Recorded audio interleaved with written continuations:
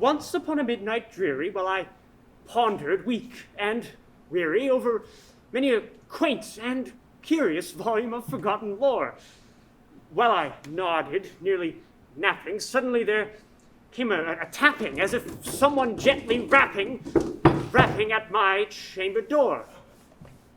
"'Tis some visitor," I muttered. "tapping at my chamber door. Only this and nothing more." Distinctly I remember it was in the bleak December, and each separate dying ember wrought its ghost upon the floor. Eagerly I wished the morrow, vainly I had sought to borrow from my books surcease of sorrow. Sorrow for the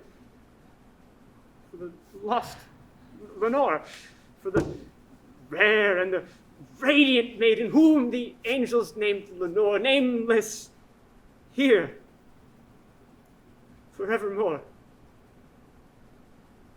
And the silken, sad, uncertain rustling of each purple curtain thrilled me.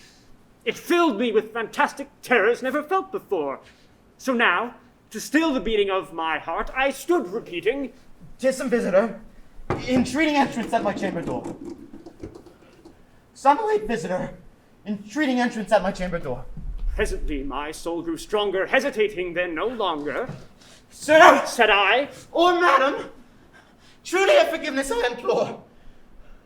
But the fact is I was napping, and so gently you came tapping, and so lightly you came rapping at my chamber door, that I scarce was sure I heard you." Here I opened wide the door. Darkness there, and nothing more. Deep into that darkness peering, long I stood there wondering, fearing, doubting, and dreaming dreams no mortal ever dared to dream before. But the silence was unbroken, and the stillness gave no token, and the only word there spoken was the whispered word, "Lenore?" This I whispered, and an echo murmured back the word. "Lenore." Merely this, and nothing more. Back into the chamber turning, all my soul within me burning, soon again I heard it tapping, somewhat louder than before. "Surely," said I, "surely that is something at my window lattice. Let me see then what thereat is, and this mystery explore. Let my heart be still a moment, and this mystery explore. 'Tis the wind and nothing more." Open here I flung the shutter, when with many a flirt and flutter in there stepped a stately raven of the saintly days of yore.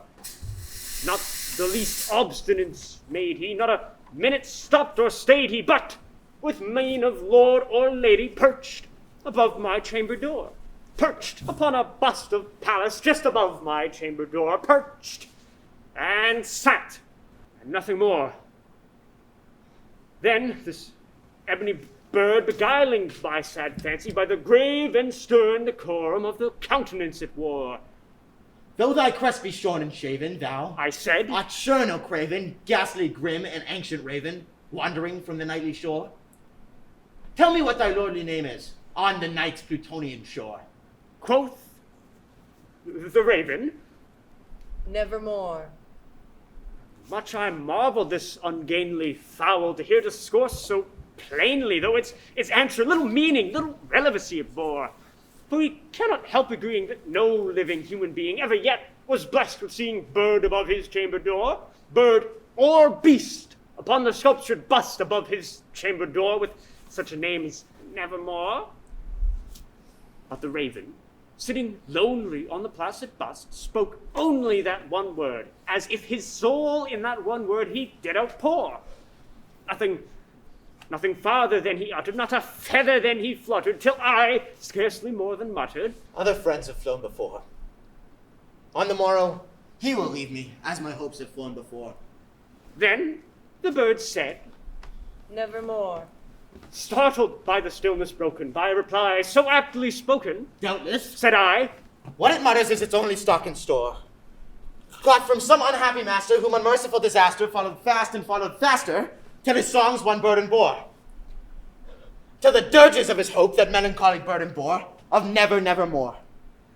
But the raven, still beguiling all my sad fancy into smiling, straight I wheeled a cushioned seat in front of bird and bust and door.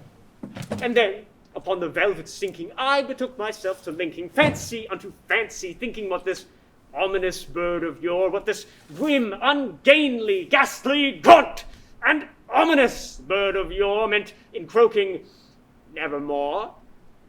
This and more I sat divining, with my head at ease reclining on the cushion's velvet lining that the lamplight gloated o'er.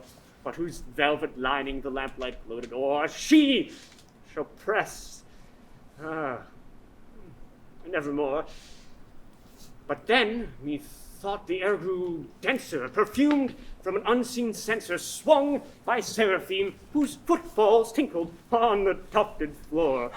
Wretch, I cried, thy God hath sent thee, by his angels he hath lent thee. Respite, respite and nepenthe from the lost Lenore. Quaff, oh quaff this kind nepenthe, and forget this lost Lenore. Quoth the raven, Nevermore. Prophet, said I, thing of evil, prophet still, if bird or devil, whether tempter sent or whether tempest tossed thee here ashore. Desolate yet all undaunted, on this desert land enchanted, on this home by horror haunted, tell me truly, I implore, is there balm in Gilead? Tell me, I implore. Quoth the raven, Nevermore. Prophet, said I, thing of evil, prophet still, if bird or devil.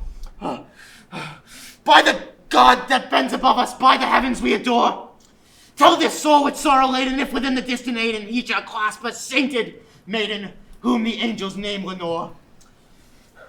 Clasp a rare and radiant maiden, whom the angels name Lenore.